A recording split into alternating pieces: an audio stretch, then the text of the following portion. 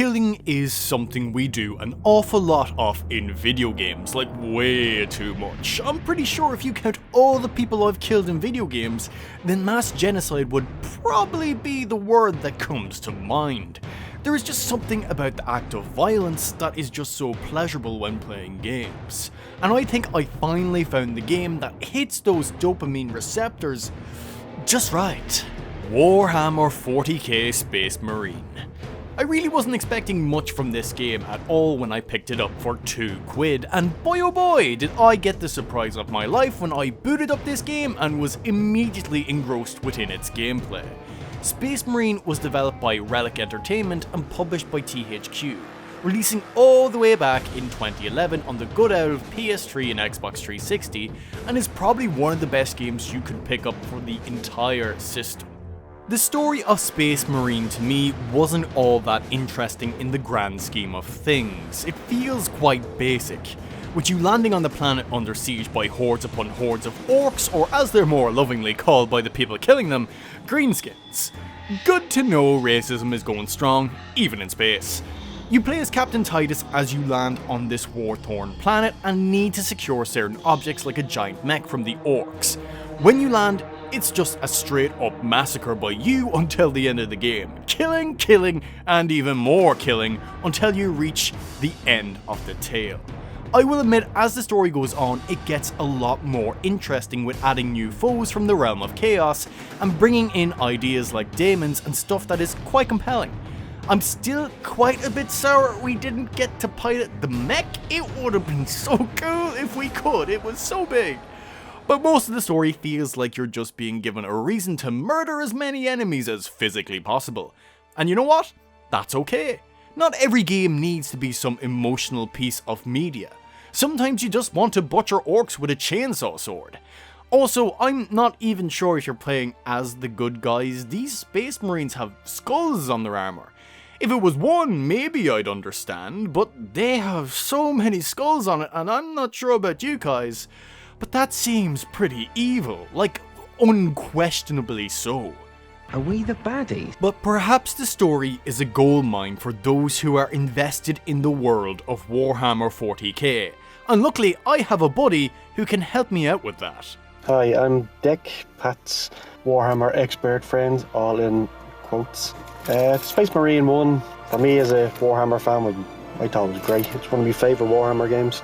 I know most people probably think that it's a bit of a Gears of War rip-off. In a way it was, but without the fire cover mechanic, which still baffles me to this day why they haven't got it in the game, because you really need it in certain parts. But I think the storyline makes it so much better, because it's a typical Warhammer storyline. There's orcs, there's Chaos Space Marines, there's the poster boys of the Imperium, the Ultramarines with Captain Titus, or Titus.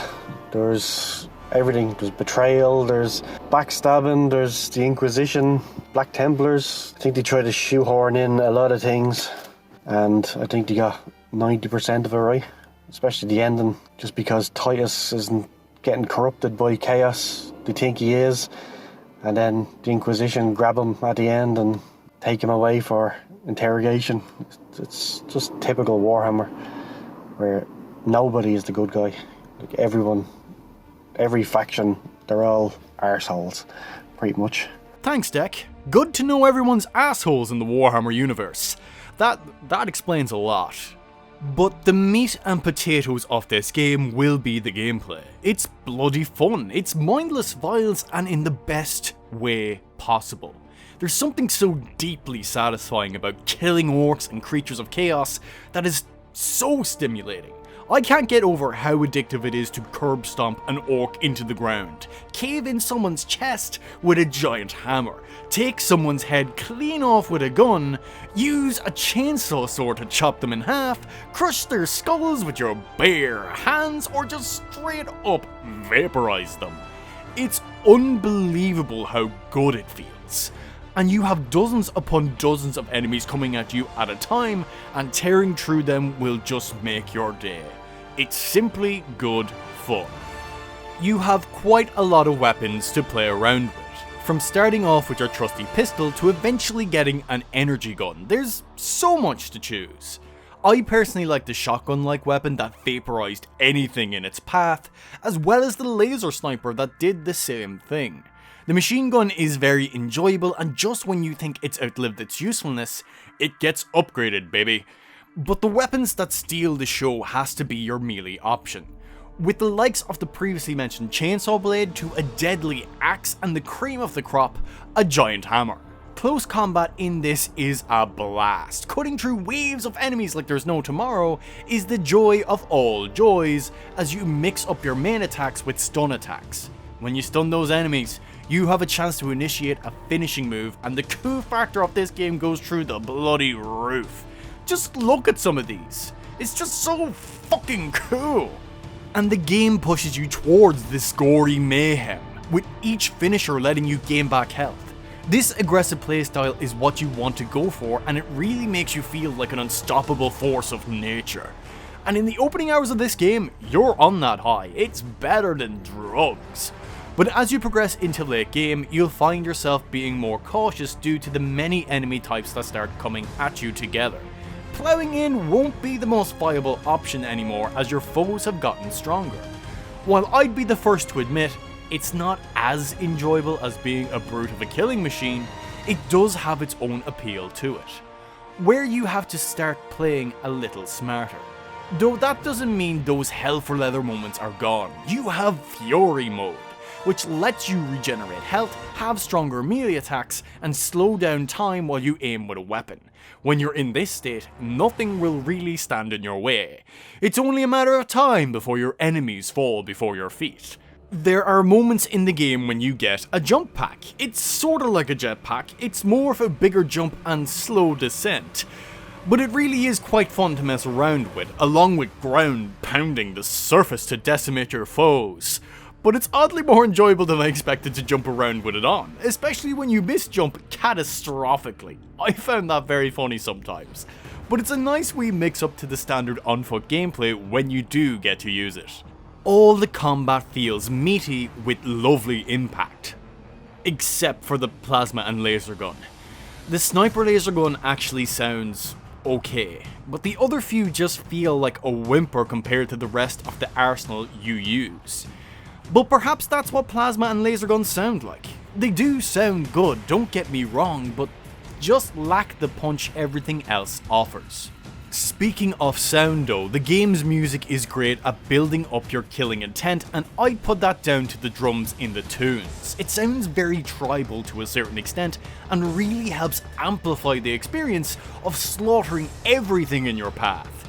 It's really neat if I do say so myself. It sets the tone perfectly for the carnage you unleash as a Space Marine. Sasha Dixian and Chris Velasco did a fantastic job composing this soundtrack for the game.